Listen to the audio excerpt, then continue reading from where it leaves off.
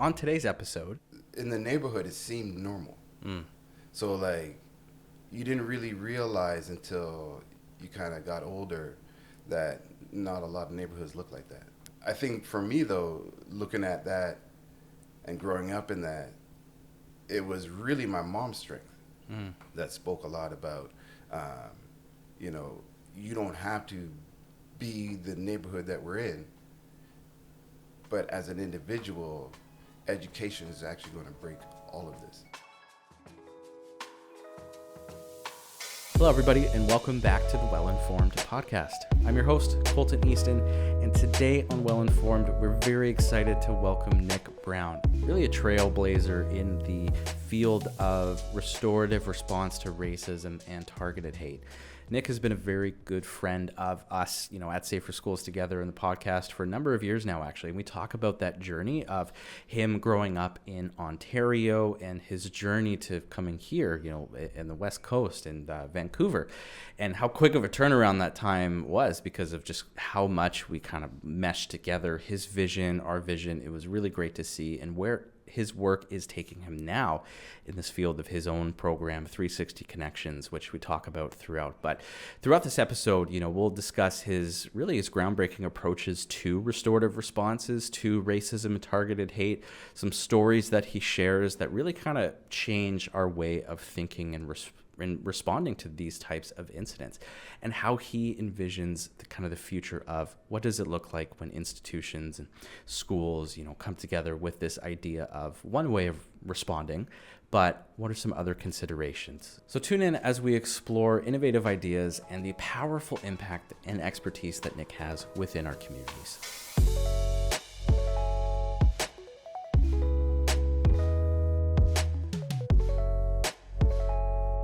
What's cool is a lot of the work that I do now resonates from my upbringing. Right. And, as folks know, as you know, being from a single parent home with 9 siblings, you learn a lot real quick. I'm sure you do. Yeah. I always call it humble beginnings. Sure. And so I didn't know a whole lot about things that are accessible to us. Right. And so what we're doing today means a lot, because how are people to know that there are things that are out there that are accessible to them? It's exactly what we want to do here today, right? Yeah. It's what we want to do. And, for our, previous guest, when Emily was talking about, her experience of being groomed online. And I was talking to her like, hey, the Erase Report It tool, or there's, Exploitation Education Institute, there's Carol Todd's website. And she's like, if I knew that these things, these resources existed when I was going through this. Right. Something else. Yeah, and that, to me, that always sparks the whole, understanding my mom's struggle. Right. And my mom being from Kingston, Jamaica, coming to Canada, having all of us, she struggled a lot. Yeah. And what was crazy about it, to what you're saying, is when we were struggling as young kids, I'd never forget my mom being like, I can't do this anymore, because she came here with a grade 5 education. Right. And she went back to school, adult continuing education. And wow. What was really wild, though, was how she was trying to put everything together for us, and at the same time, her own battle. Mm-hmm. But you don't see that as a kid. Of course not. The neighborhood I'm coming from was high crime. And at one point, she got so fed up with everything she had to do. Mm-hmm. And we weren't even that bad of kids. This is but there were 7 of you. Yeah, or 10. There were 10 of us. Right. 10. Yeah. 9 siblings. Yeah. So what was crazy is at one point, she actually ended up calling the police. Wow. Saying, take these kids. And I remember it vividly. I was like 5. Yeah. And what's crazy about that, though, is they were like, lady, we come to this neighborhood all the time. Mm-hmm. Like 3-4 times a day we're coming to this neighborhood. We've never been to your house. And the house was clean. Right. And we were all lined up there, ready to go to jail. I was like 5 years old. I was like, gosh, this is crazy. The point of what I'm saying, though, is the officer said, ma'am, who all lives in here? And she's like, me and them. Mm-hmm. So the officer realized there's one adult and all these kids. The officer was like, lady, you don't actually need to send your kids to jail. You need help. Yeah. And so what we learned in that moment, and the point of what I'm saying is things like this in terms of understanding access. Mm-hmm. My mom didn't know that access to programs that was in the community or in that Yeah. city. And so with that access, that officer shared with my mom, there's programs, big brother, little brother, Mm-hmm. big sister, little sister. And that's how we got connected through that access. Right. Yeah. So what was important about that, though, is that access to my mom knowing that, we were now linked to the community through a big brother, little brother program, Mm-hmm. which I think is out here as well. Yep. Yeah. Yep. Yeah. And so my big brother was actually kind of dope.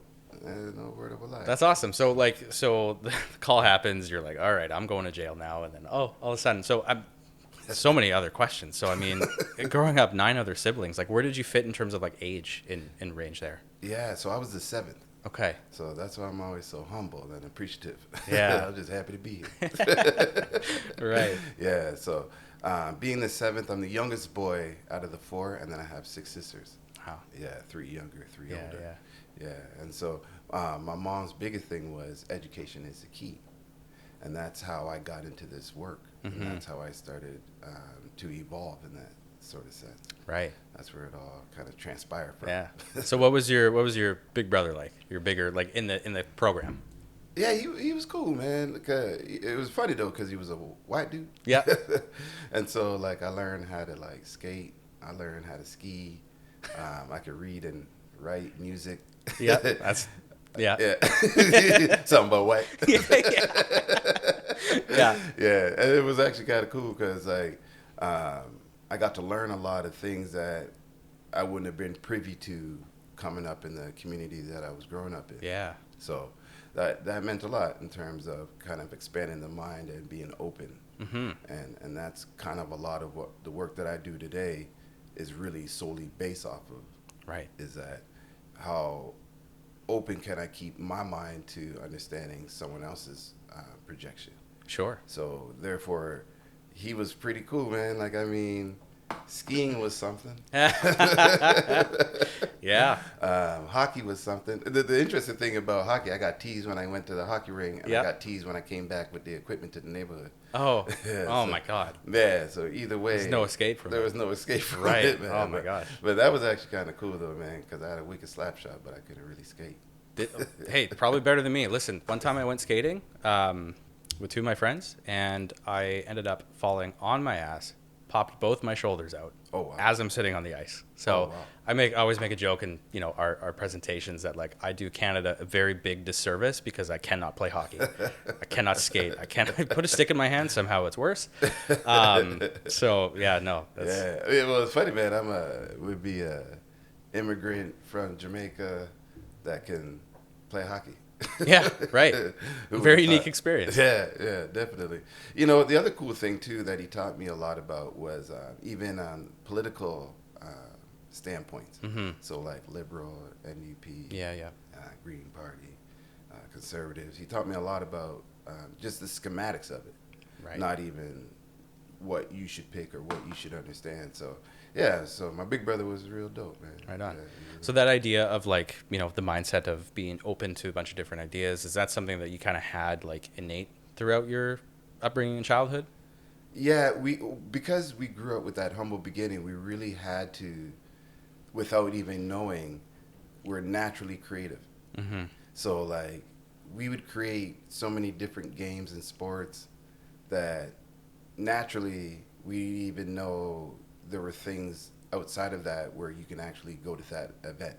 So for example, like camping or Boy Scout or Girl Scout and things Mhm. like that. Like we didn't know things like that. So the creativity was just naturally, organically kind of formed when there were so many of us and realizing we're in the same situation. Yeah. It was just organic.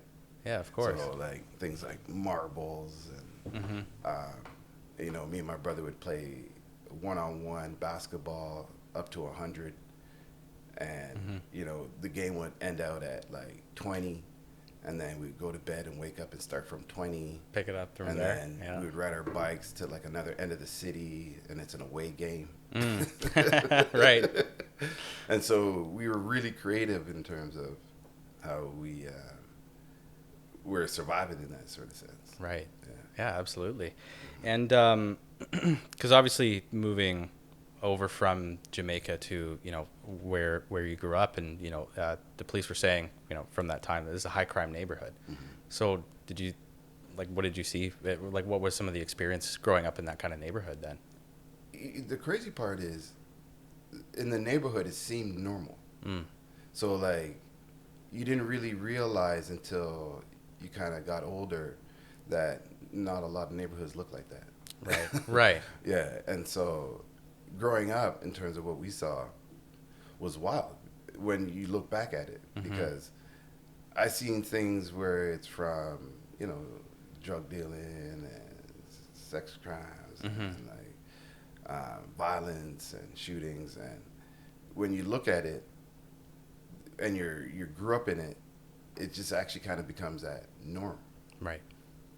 I think for me though, looking at that and growing up in that, it was really my mom's strength that spoke a lot about, you don't have to be the neighborhood that we're in, but as an individual, education is actually going to break all of this. Right. And she never spoke of money, even though we didn't have any. Yeah. It was actually kind of interesting, because to this day, and even to this sitting with you right now, Mm-hmm. I still feel the whole, how do we give back? Yeah. And I think that was the biggest piece of growing up in that type of neighborhood, was how do you give back? Mm-hmm. Meaningful, genuinely, how do you give back? And Because you were saying it before, we started recording, is that it's not about you, it's not about me, right? It's how can we, as you meant, like start to build in our community. So, yeah, and that leads us to kind of what you do today and where we are now. But like, how did that kind of pathway for you get started? Because again, it's easy to say, people who grow up in these high crime neighborhoods, or these, wherever it could be, there's a predetermined pathway for a lot of these, and it's unfortunate to see. And again, this is all throughout the world. But what kind of got you started to to look a lot more into how that giving back type mentality? Yeah, I think I saw it as I was no different. So as a teenager, in terms of what you're saying, as a teenager, I wasn't a good teenager, and I got into a lot of good trouble. Right. And at one point, I got into enough trouble where my mom, and again, I'm from Jamaica, put a whooping to me. I was 17. Never forget it. But what was crazy about this story I'm going to tell you is that whooping actually changed my life. Interesting. And so after that, I remember going to my guidance counselor and saying, how do I get up on out of here? Right. And she goes, Nick, you're one of the brightest students I've ever come across. She's like, not only you're book smart, you're street smart. Right. She's like, you can actually go off to college. And again, coming from where I'm coming from, I looked her dead in the eyes and said, "Oh, sign me up." Right. Yeah. It doesn't work that way, Ms. Brown. You actually got to pick a program that you're interested in, and so on and whatnot. And so I said, I actually really love working with youth. Right on. And she's like, well, why wouldn't you go and apply for a youth program? And so I was like, let's do it. And so I picked every college, university 100 kilometers away from my mama house. I got accepted, and what was cool was I'm now in college. Yeah. The biggest piece for me, though, was like my braids came down to my chin. I got a Wu-Tang Clan, ain't nothing. Yeah, yeah. I got Timberland boots on. I was so out of place, man. And what was hard was that I got homesick by Thanksgiving. Yeah, of course. And so I went back home. And I was like, man, I'm so out of place out there. I can't do it, mama. Hmm. And she's like, you got to stick to it. What was even crazier was that when I went out to go see my homeboys, I don't see anybody out on the block. And I was like, this is crazy. Where's everybody at? Oh. And so I remember one of the little homies was like, oh, you didn't hear.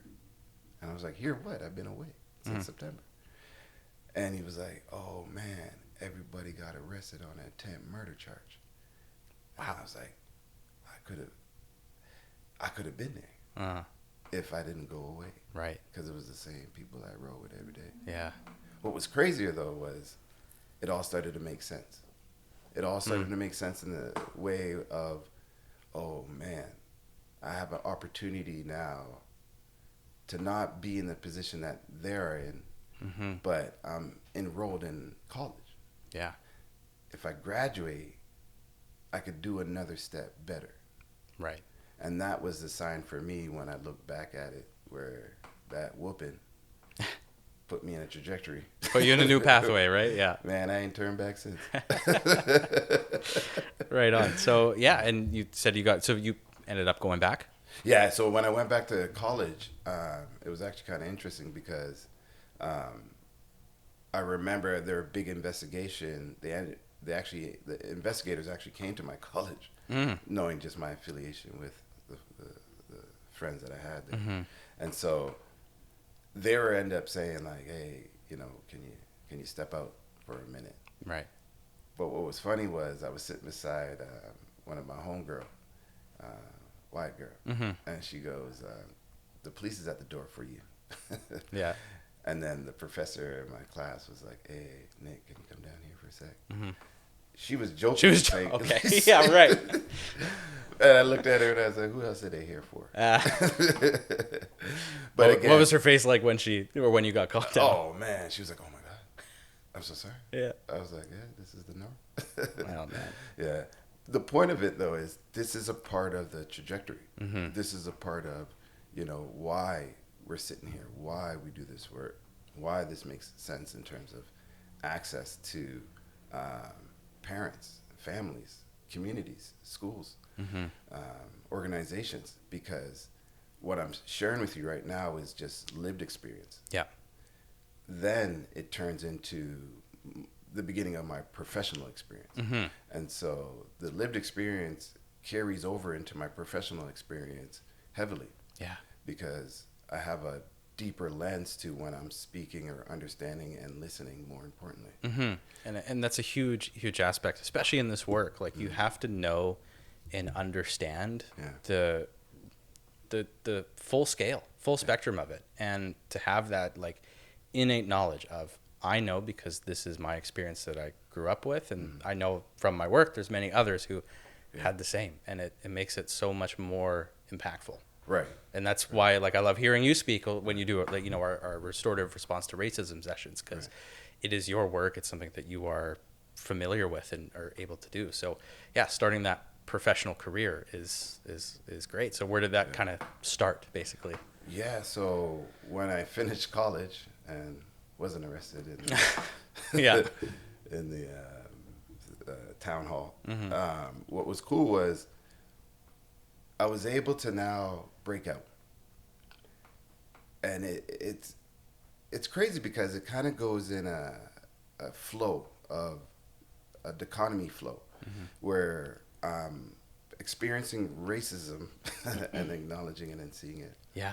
And I'm also experiencing trajectory. And what I mean by that is when I was facing racism, as an example, I'm not looking at it where it's a setback. I'm looking at it from an educational lens. The only reason I understand it that way is because my mom is a teacher and spoke a lot to us in the home around the way to beat it is through education. So when I started out in my career, I started in children mental health. But at the same time, if I have to take a step back, I'm going to college experiencing racism. I'm going on the bus and the lady's clutching her purse thinking I'm going to steal it. Right. But the point of what I'm saying now, when I'm starting out my career, I don't think I'm going to experience it anymore because I'm educated. And I'm now in the first step of my career, the pathway of my career. And it was the 5th year of my career where the principal at the facility that I worked at says to me, hey, I got to do a training at the university. And then I said, oh, that's odd in the back of my mind for an older white man. Yeah. Interesting. And so I said, hey, man, I can help you out if you want. Yeah. And he said, yeah, you could be my kunte kunte. So you can understand every time you talk to me, it's from two sides, where I'm understanding it from racism, and I'm also understanding it from the trajectory of education. Wow. And so the point of what I'm saying is, starting into my career, it was always dual. It was always like a dual understanding. I'm professional, but personally, I can understand racism. Yeah. So, like it's like a walking duel. Yeah. That every day That's a lot to try to put on. I guess our trainer Jen calls it the emotional armor. Right. For that. Right. To understand, to know that this is coming. That's right. But on the flip side, looking at it through that educational, how can I better educate while hoping a lot of those things kind of bounce off and don't. Right. And this is the beginning. Yeah. Like I'm talking to you about the beginning. We didn't even get into it. Yeah. That's what's wild for me in my mind sometimes, because I'm still focusing on everyone else. How everyone else can benefit from understanding that there are so many things that are available now versus, my mom calling the police and saying, take them to jail. Yeah. Right. Yeah. No. And, it's such the experience, again, as me as the host, is just night and day to even begin to even try to relate to. So, trying to figure out like the best way of how you communicate those things, I think is amazing and super important. And so the professional career starting. Right. And 5 years in. Still, I yeah. Could be the kunte kunte. Yeah. Still experiencing that. And that's, Yeah. And so from there, I remember, because I always love real moments. And in that moment, what I remembered was the teacher saying to that principal, that's racist.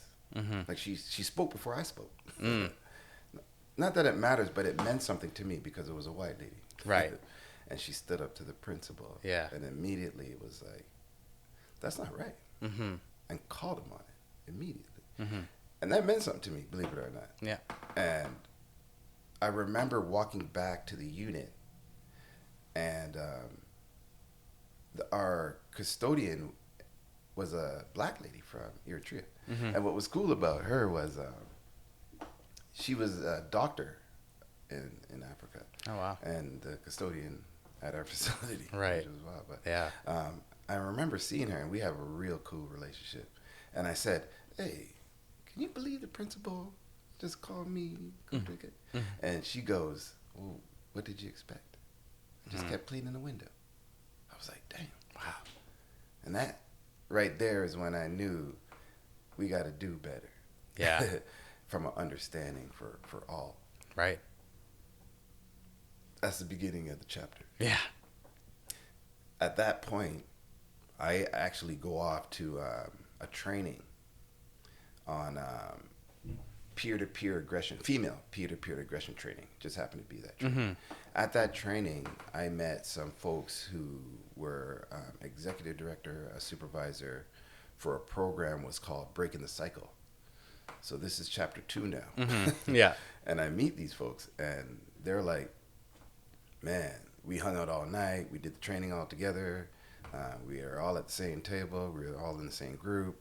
And now it's evening. We're having drinks. We're joking. We're laughing. And what was cool was they were like, man, you'd be really dope in our program. And I was like, yeah. I was like, what's the program? And they're like, it's a gang exit program, but you can actually relate, like just hearing the stories that you're telling this evening and whatnot, where you're from. You would really relate to the youth that we have in our program. And I'm young. I'm like 23. Right. And I'm like, I don't know, man. Like, we're all kind of in the same age. And they were like, no, this would be the perfect time to do it because they'll relate to you more than anybody else. Yep. And so I was like, okay, let's do it. Right. And so I'm still working in the as a youth worker or counselor. And then I take this job. And so I did both. Wow. And so what was crazy was when I was doing both, I did it for 15 years consecutively. Wow. Yeah, so I'd go 8 to 12 doing gang exit work. Yeah. And I'd go 1 to 11 doing youth work. Oh my God. Yeah, every single day for 15 years. Wow. Can't make this up. That's a lot of hours. A lot of hours, a lot of time, a lot of years. Yeah. No kidding. Yeah, consecutively. And what I appreciated out of all of that is what I got to learn. Right. About those youth, colleagues, students, all the trainings that I was sent to. To this day, what is actually crazy is a lot of times people just go into a profession, and that's their profession. Yeah. If you're a teacher, you're a teacher. If you're a mechanic, you're a mechanic. But there was I have to drop a name, but there was a guy the name of Kevin Cameron, who said to me, "You're a Swiss Army knife." Right. He's like, I never met anybody outside of himself who had that many different professions. Right. And that many different trainings. Yeah. So chapter 2 was me refining everything. Me refining all of the tools that I was able to obtain through listening, storytelling, work on the reserves, in jails, in YMCAs, with city council, with city police, with agencies. John Howard, Lutherwood was one of the agencies. I was family counselor. It was like... That's incredible. Yeah. Just so 15 years of absorbing all of that. All of it. All of it. Wow. All of it. And you know, when I speak on chapter 3, it's what I realized I had to solidify with that. But within chapter 2, as I'm obtaining all of that, I'm growing without even realizing. Right. What was really cool, though, and I'll just fast forward it a little bit and speed it up, but that gang exit work, breaking the cycle, was one of the first gang exit programs in Canada.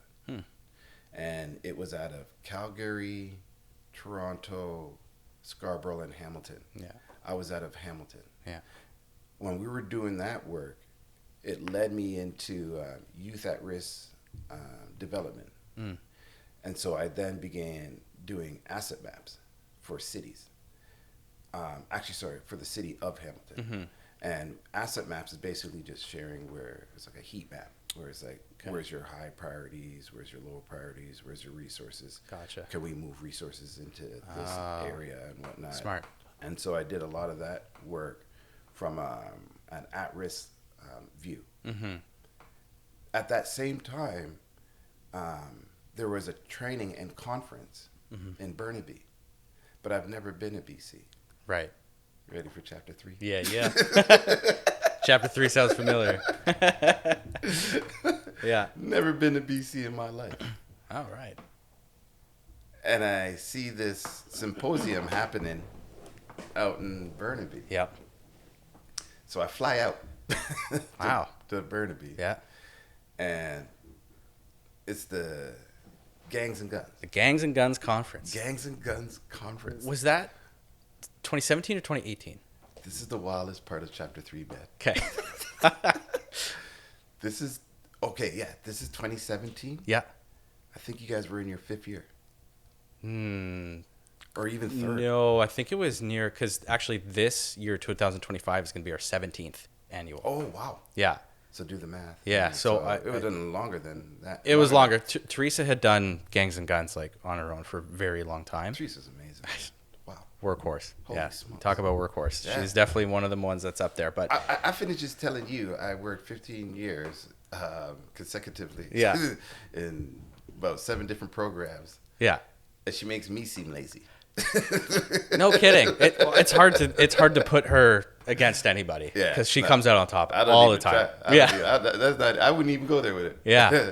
So yeah, Gangs of Guns 2017. I didn't realize that was the first time you were over there, because when I think by the time we had shaken hands and met, like you were already with Sam and Nick and had caught up with them. So I was like, oh great, another connection, because I'm just over or just under a year into SST. So this is all like, that conference and all was still pretty new to me as well.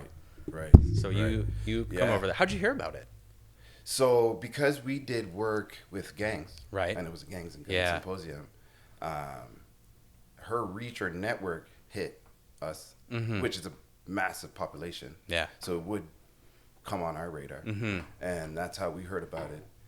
And then because I was big in the program, I was making a lot of headway in the program. We were changing even percentage of graduations. Oh wow! And breaking literally the cycle. Yeah. So like kids who were in gang, we were actually getting back into school, back into jobs and things like that. But I was a very integral piece of that, because I was actually in their neighborhoods working with them. Yeah.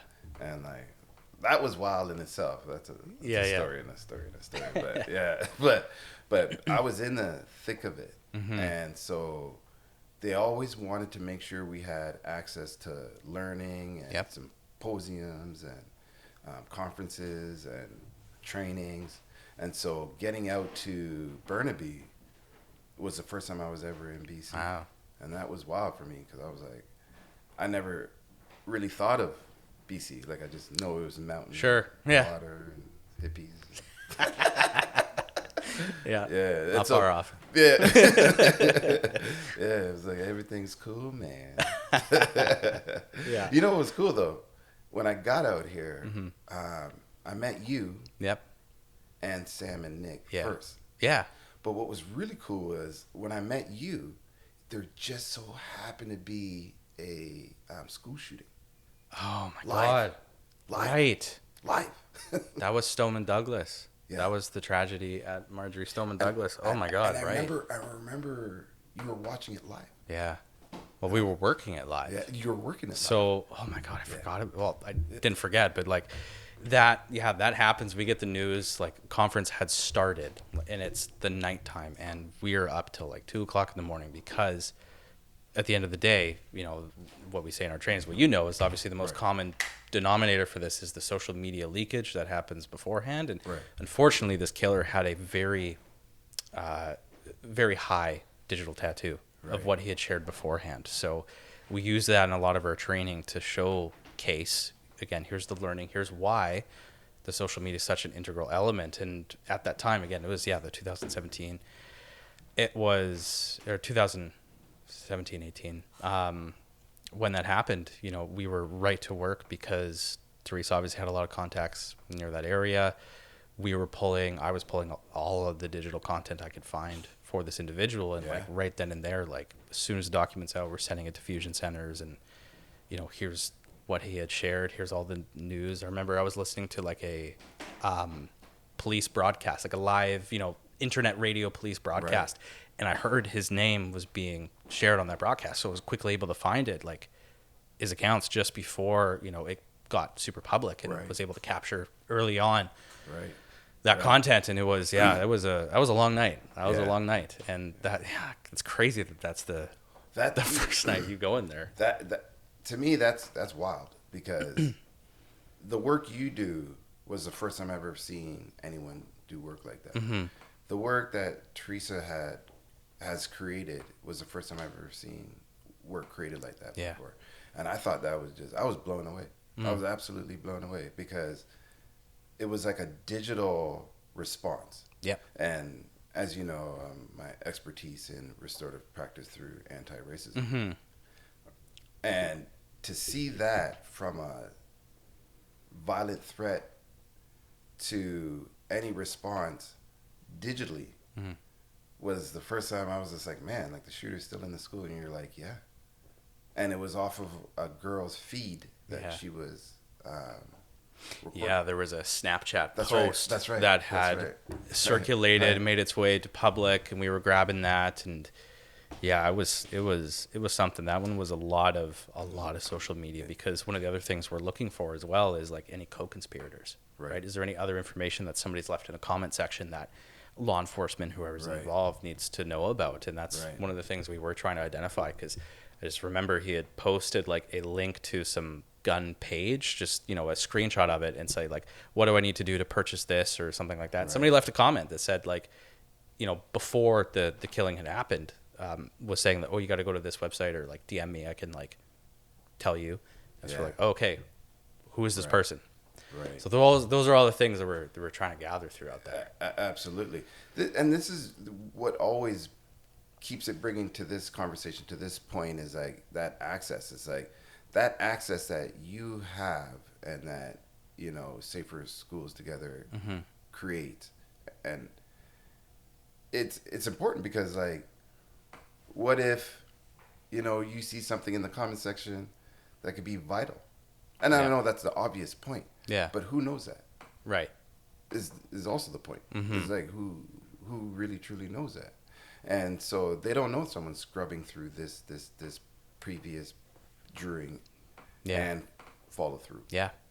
And that's what makes this important. And so again, this is day one meeting Colton in Burnaby. Yeah. That was my experience. Wow, man. Just to bring it back, man. Yeah. That was number one. Yeah. I think that conference, or the conference after, the year after, we had a great presentation, a great presenter.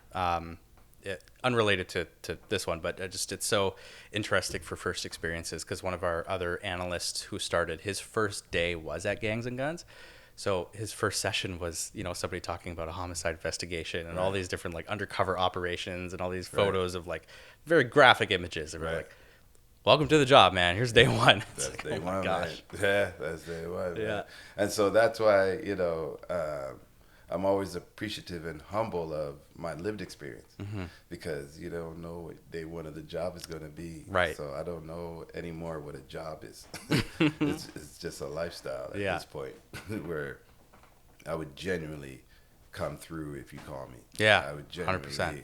You know, because I met you on our typical day one of the job. Yeah. And that was, and not even thinking, you know, how many years later, here we are. Yeah. And like instantly gelled, instantly clicked. Oh yeah. 100%. 100%. Proud of you though, man. Really. Likewise, truly, man. Honestly, because, you know, it's like, what's that basketball coach? Spoelstra. Out in Miami Heat. Eric Spoelstra. That dude originally was the film guy. All he did was film for the team. Yeah. That was his job with the Miami Heat. And now he's the head coach. I mean, hey, that's his experience of the humble beginnings, because he's seen it all. That's my analogy of you. Yeah. He was the film guy. Now I'm in front of the camera. In front of the camera. Yeah. I love that. 100%. And so great. After that symposium, I went back to Hamilton. Actually, sorry, I was still in Burnaby. Yeah. And they were like, hey, you know, again, no different than the conference that I went to, that peer-to-peer aggression. This is how I got linked to working with gangs. Yep. I was sent to this conference out here in Burnaby. Yeah. And I ended up having some drinks. We were probably in Teresa's penthouse. Yeah, we were. Yeah. And that's the thing, man. That's where like the relationships, this is what I tell like new people to come. Like, if you want to make an impact like at a conference or whatever, it's not done during the day. You got to have the stomach to be able to, you know, form those relationships. And that's, it goes back to that. The relationship's the most important part. Yeah. I couldn't tell you the last time I've ever used a resume. I don't even know what my resume is. Yeah. Yeah. It's always been through that. And so how I got to working with gangs was at a conference. And it was later at night where they're like, "You a funny guy. How would you like to work with us?" Yeah. I was like, "Cool." And then I got the job. And then, 15 years later, I'm in Burnaby, and then I end up partying with y'all. And Yeah. they're like, "You a funny guy. How would you like to work with us?" So the moral of the whole story is keep partying, man. One lesson to take away. Yeah. Oh, that's the best part about the editing. Yeah. Just start there, and his mama said. Oh, that's funny. So I was actually a pretty quick then turnaround time for you meeting us for the first time and you deciding I'm going to leave Ontario and come to BC. Yeah. So after that, they were like, "Hey, how would you like to come out to here, bring your work out here?"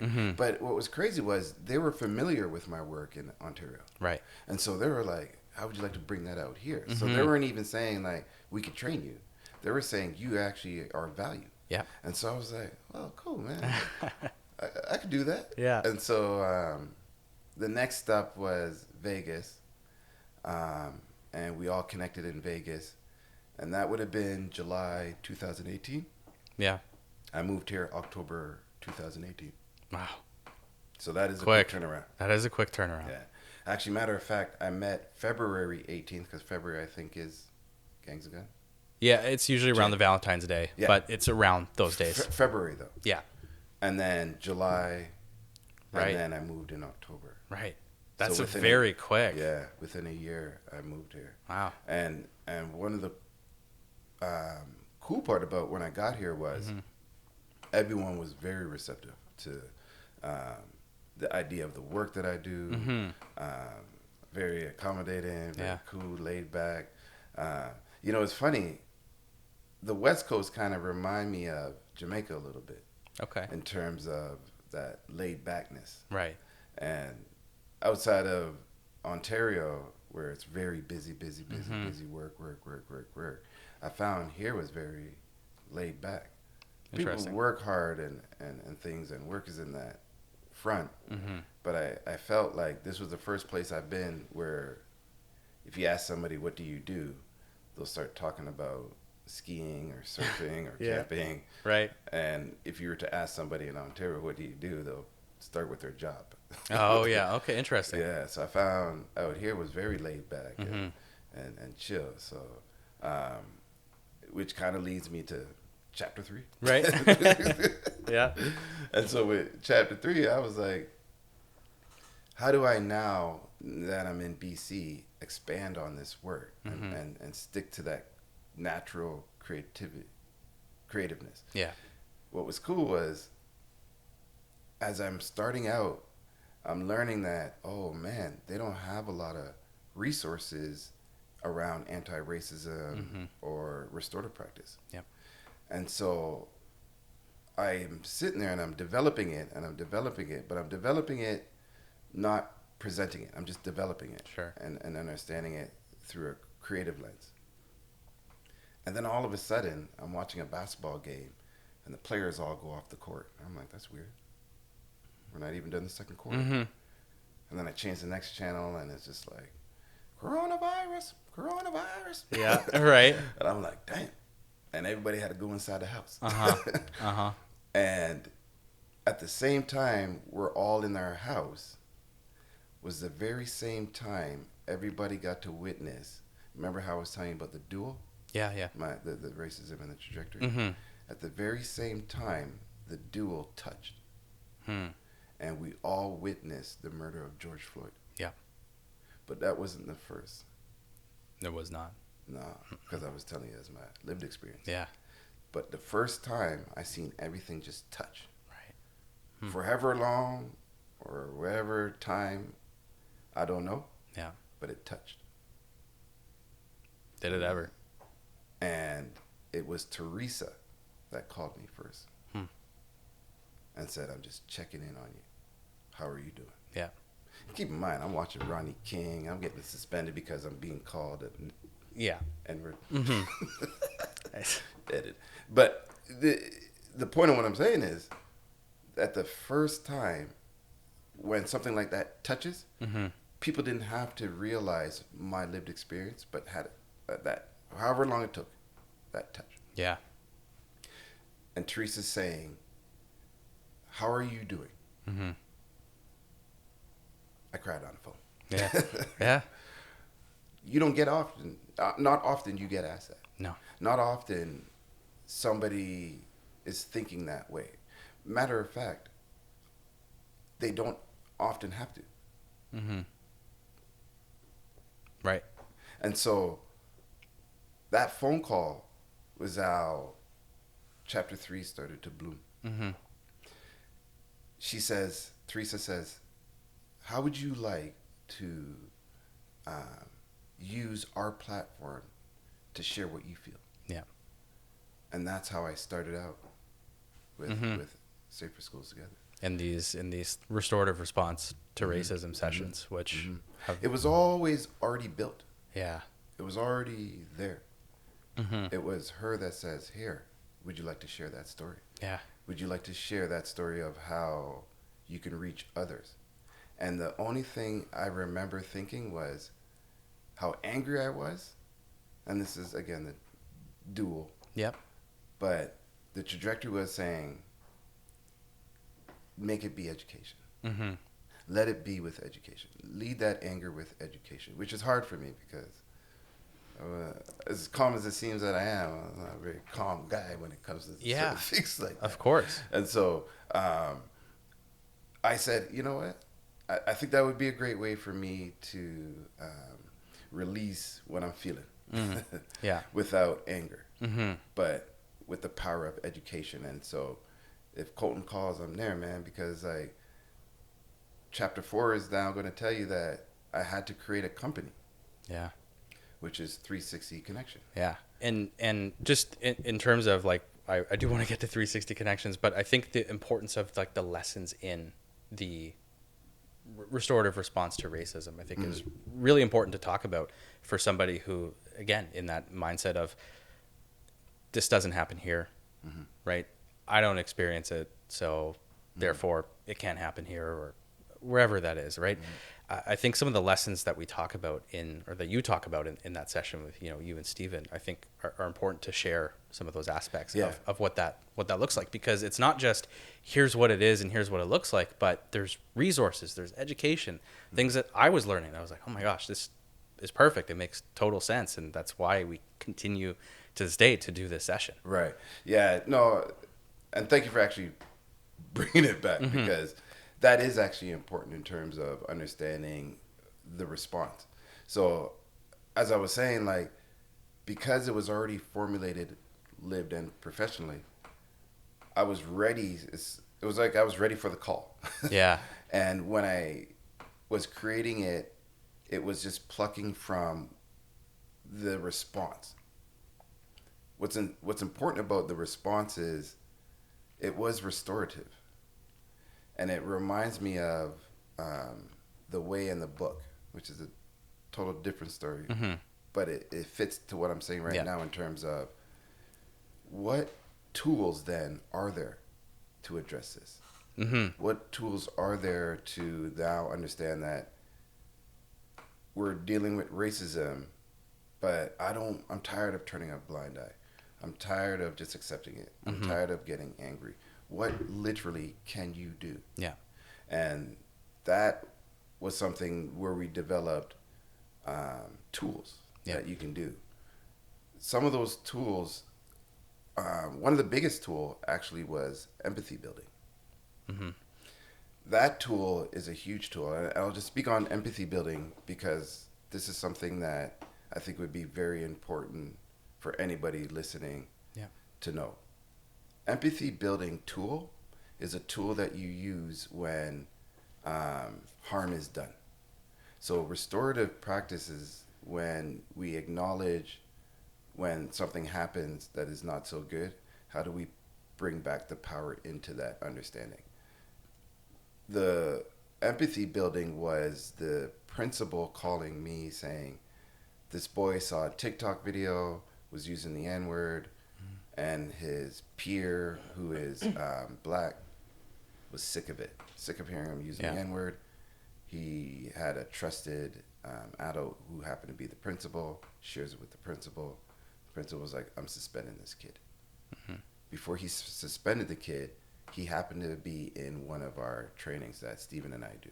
Right. So he remembered me from our conversations or training. Calls me and says, I want to suspend this kid. What should I do? I said, if it's cool, can I talk to them? And so he was like, for sure. I come out to the school. I talked to both students at the same time. But when I spoke to them, I used a restorative approach. So it was a lot of like restorative questions. Right. What is happening now? How are you feeling since you first learned about it? What have you been feeling since then? They're called 5 guided questions. As I was unpacking those, the white student who was using the racial slur started to get a whole lot of aha moments. And as we were unpacking it, it started to touch on history in terms of 400 years of slavery, 200 years of Jim Crow laws. It started to bring it to real time, to real life. And what was happening was the white student was like, oh my God. And this was only like after 45 minutes. Right. He goes, I am so sorry. I am so sorry that I made you feel that way. I didn't even know it was just a stupid TikTok video. And again, 45 minutes. Yeah. He turns to me and apologizes. Oh, apologize to me. I wasn't in your class, even though I'll take it. Yeah. And then he goes, man, I feel like a dagger just went through my heart learning this. And the black student turns to him and says, you can't imagine how many daggers go through my heart. Yeah. The point of this is within 45 minutes, he learned a tool that was, can I put myself in his shoes? And that tool is huge. As basic as it seems, empathy building tool is massive. Yeah. Can you just for a second listen enough to put yourself in someone else's shoes to understand what they're going through and what they understand? And from that, I mean, that apology that, that student had is so much more effective because there is that understanding there, not just like, sorry I said that, or sorry you were offended by that, which again, if there's no understanding or learning behind it, it's going to fall on deaf ears, and then that cycle is going to continue. Right. Well, you're absolutely right, Colton, because if he was suspended for 3 days, he would have just learned a whole lot of more TikTok videos. Right. Yeah.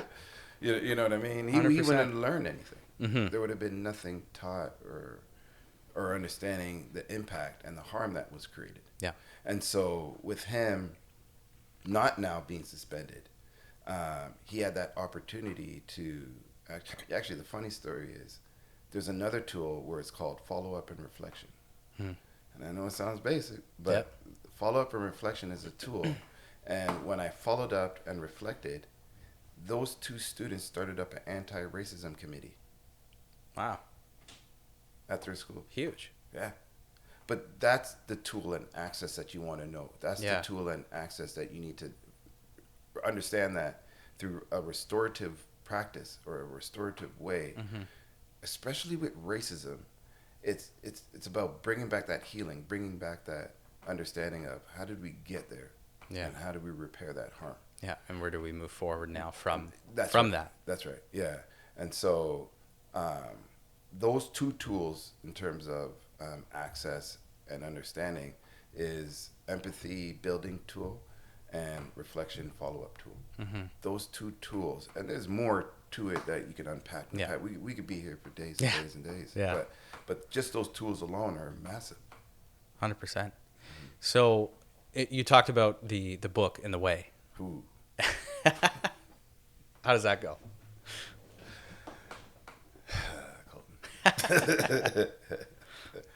So this is the story. This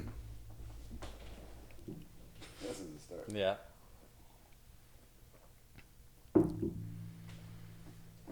The book and the way in the book. So, as you know, I do a lot of work in restorative approach to racism. With this book in the way, what happened was there was a school that was built on a reserve. Public school? Public school. Okay. Yeah, I can't make this up. And this school was running relatively good. Mm-hmm. And it was actually a old white principal that was at that school, churchgoer. There was a lot of resources that was available for the people in that community. What was really cool though was some of the staff were from the reserve. So that makes a lot of sense in terms of where you're located. Of course. And so one of the staff was an indigenous youth care worker. And she had a history of, the experience of living on the reserve. So, like, unfortunately, her parents weren't as fit as needed, and social service comes involved and whatnot, and she was taken from her home. And then she ended up doing well. Yep. She goes off to college, graduates, and wanted to give back to her community. So she gets a job at that school on the reserve. On that school on that reserve, she's the youth care worker, and she's building great relationships. The principal now retires, and they bring in a new principal, white lady, middle age, and great at her job. And so she comes in and great at her job, wants to make sure like things are more accountable. Yep. The youth care worker who's been there and whatnot and has this relationship is feeling friction from the new principal. And the friction keeps growing and growing and growing. And as this friction grows, it's now a whole conflict. Like the whole school is now toxic. It's now spilt out into the community. It's now like the community is now coming into the school. Right. And we're looking at it like, oh man, where are we going to go with this? I'm not involved at all. And this keeps happening. They try to go in and fix it. They try to have these conversations. They talk to their reps and all that and whatnot. And nobody can solve it. Nobody can get anywhere with this. And eventually, I get the call. Now, people don't call me because they're having a picnic. Right. People don't call me because things are great. Yeah. By the time I get a call, I know something's really wrong. Right. And so now I'm getting a call from like, whoever. I don't want to say the title, but I get a call now, and it's just like, we have nowhere to go. Can you come in and speak to, person A and person B? Person A, is the youth care worker. Person B is the principal. I was like, okay, so something must be really messed up. So when I went out there, I saw a sign where it was just like, kind of like a welcome to the reserve kind of thing. Yeah. I didn't know the land acknowledgement, but I knew I was on the reserve. Right. When I got there, I was like, this is crazy. Like in my own mind, thinking like, man, I'm at a public school on a reserve. And so I meet the principal, I meet the youth care worker, and I'm like, is there a space that we can sit in? Usually what I do is pre-interviews. But in this case, it was like, let's just start with the pre-interview so I can just kind of get a base understanding. Yeah. Pre-interviews are super important, and I highly recommend that in terms of knowledge, because pre-interviews gives you an opportunity to understand what harm has been created before you put those people in the room. Sure. Matter of fact, the pre-interviews with them was actually a phone call that I remember, and they were both saying, yeah, we're cool to sit in the room. We sit in the room, and I start doing the restorative mediation. And as I'm going through it, day one was rough. Yeah, and I've been through some intense restorative mediation. Day one was rough. Yeah. Like, there was no, like, I even felt defeated. Wow. And I wasn't even a part of it. Just like no common ground made, None. Zero. And so day two was rough. And again, no common ground understanding or anything. And what I mean more specifically in terms of rough was,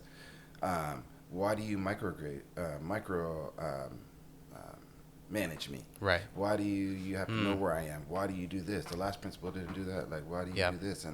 And then it was like, well, I need to know where people are. I need to know what's happening and all this and so on. So day 2 was rough. And it was day 3, which was the final day, where every light bulb went off in my head, where I was like, oh my God, it's the way and the book.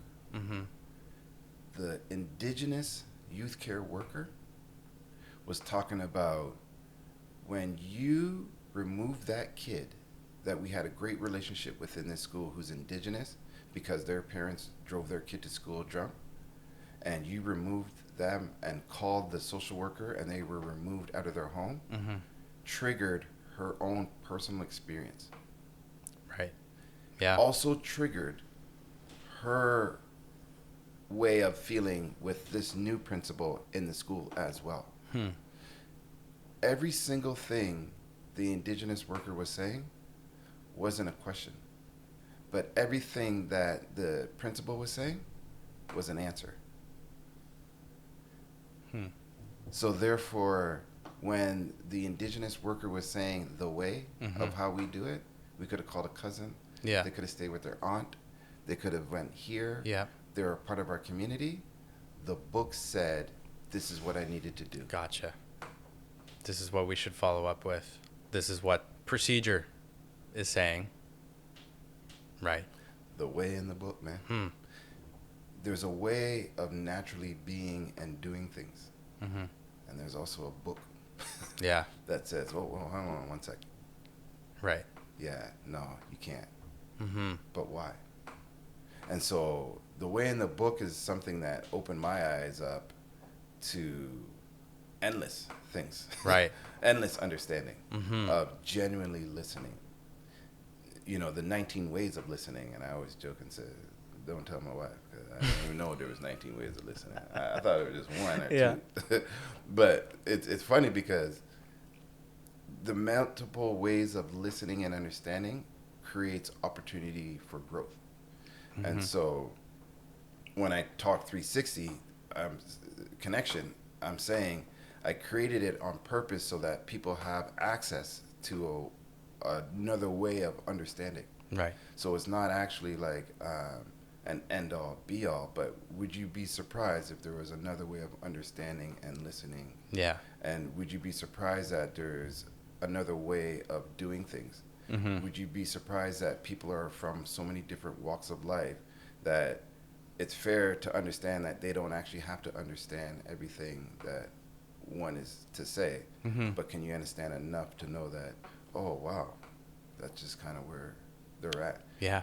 Where you stop meeting people where they're at. It's like I designed a curriculum currently. I started the design last year where I taught 9 high school students from grade 9 to 12. Curriculum from kindergarten to grade 12. Or sorry, kindergarten to grade 7. And from kindergarten to grade 2 is the first portion of the curriculum. And that portion of the curriculum is Good Night Racism, where we teach the little kiddos how to put racism to bed. Nice. Grade 3 to 5 is a curriculum now where kids can do a play-based activity around racism. Do you think this is okay if you make this comment stand on this side of the room? And for those who are standing there, help us understand why. Yeah. And grade 6 to 7 is a curriculum around microaggression and racism, a little bit of a deeper dive. Yep. But the high school students are teaching this to the elementary schools. Nice. So now those grade 7 students are at the high school now, like this week. Awesome. And they're looking at the same kids that taught them about anti-racism. Yeah. Not only they taught them about anti-racism, they taught them about the N-word and the use of the N-word. Even if you think it's cool and you're saying it to your friend, this is why we don't say it in this building. Those kids are at this school this week. That's awesome. That was taught. I love that. The whole school was taught in one day. Yeah. The kindergarten to grade 7 by those high school students. Now, those students in high school that taught those elementary school are going to teach 3 other high schools. And those 3 other high schools are going to teach 3 other high schools each. So that's 1, 3 times three, cover a whole school within a year. Yeah. The point of what I'm saying is that's the work. That's the genuine, from the beginning of this conversation to now, to what I'm saying is that I'm building it where it's sustainable. So to what I'm saying is those schools now has it built within them. That's going to build within them. Yep. That's going to build within them for generations and generations and generations. Yeah. It's like a Teresa-esque, if you will. And that's the 360 connections, because it's always evolving, always there. And I really love that teaching because it's that peer-to-peer aspect, which is, in my opinion, way better than hearing somebody who's, older or hasn't necessarily experienced the same things, somebody who those youth can relate to. And now that they've set those expectations in that elementary, saying, when you come to high school and you see us there, like, this is our values, this is our culture and climate, right? And you're going to know that once you get there, and you're going to have that familiar face as well that you can go talk to when if you experience some of those things, and the resources that are there, and you've been given those tools to build on, which is and that's fantastic. And this is chapter 4 of that's 360 Connections. That's just it, man. Yeah. And so now you have something where I always measure my work by if I was removed. So would that work still remain? So if you can remove me now, that work remains in all of those schools, and it's just going to forever grow. And the formula is not even hard. It's a basic formula. Yeah. It's actually technically one that already exists in terms of leadership. So leadership class at high school goes to the elementary schools and whatnot, but now we're putting education in it. Yeah. You could do leadership, but how do you know you're doing leadership? You could do anti-racism, and this is how you know, because those kids will now be at the school looking at the same kid that just came to their school to say, we don't use the N-word in this building. Yeah, which is huge. That's massive. Yeah. That's massive, and that's where it all came from. Yeah. And so, if we were to speed it up real quick, it's like you came from that humble beginning, and then through those humble beginnings and that lived experience, and then going to college and experiencing racism, but knowing education was a key, that you graduate, you start out in your career, you face racism again, you're like, where? And then now you're at this dual and this trajectory, and then you keep going though through that education lens, and you start giving back, and then you get trained, and these conferences, and then you're in Burnaby, and then next thing you know, you're doing a podcast with Colton. Do you think throughout the years, like what you've seen in your work and what you do in your work, is there generally more of an openness and willingness and understanding, or is there still a lot of work that needs to be done? There's a lot of work that needs to be done because of the definition of ignorance, like not the negative connotation of the word, but people just not literally knowing. Yeah. So there was a nice lady that said to me in a grocery store, "You might not find what you're looking for in here." Is she racist? Right. However, she didn't have a name tag on her. It's actually funny, man. It was the same grocery store that I ran into you at. Oh, really? Yeah, during lunch. Yeah. Oh, that's funny. Remember that? Yes. Yeah. Exact same. Oh my gosh. Yeah, exact same grocery store. Interesting. Yeah. That's actually really funny. It was probably right after that. I went down the aisle and I was just like, "Where's Colton? Come get your mom." I'm teasing. I know. And so I was laughing though, because I'm sitting there thinking, how the hell you know what I'm looking for? And I said it out loud. Yeah, right. Yeah. Knowing me. And she's like, "Oh my God, I'm so sorry. Yeah. And I was like, "No, it's all good. I was just curious." She's like, "Well, what are you looking for?" And I was like, "Allspice." And she's like, "Well, what do you need allspice?" I was like, "Oh, well, I'm cooking." She's like, "Oh, lovely. What are you cooking?" I said, "Oh, pumpkin pie."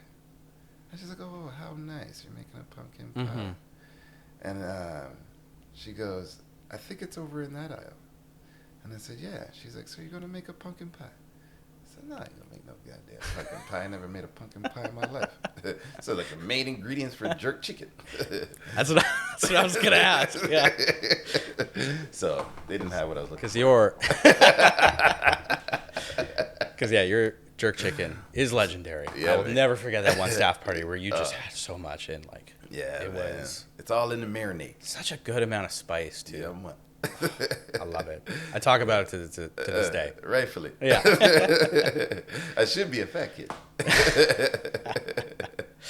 I'm No. always cooking. Yeah, no, and so for those who want to reach out to you, for your own private practice, 360 Connections, what's the best way they can get at you? Yeah, 360connection.ca. Hit me up, 360connections .nb or at gmail.com. Yeah, we up live and running. We'll put all your links in the description too. Oh, but, I appreciate it. I mean, I feel like your experiences and the stories that you have, just from knowing from the case consultation side of things, like where we could go down, I think there's a lot of opportunity to come back and really dive deep into some of those learnings. But I mean, even just from understanding, like, hey, there is somebody here who is doing this type of work, and what institutions, educational facilities, like, there is this subject matter expert that's out there. Yeah, absolutely. And what's cool about it in terms of access and what you're doing, which I'm super proud of you for, to be honest with you, is that, like, there are people who are sitting there right now tuning in, listening to this and thinking, wow, there's a black man that is a counselor, consultant, and has all these many hats.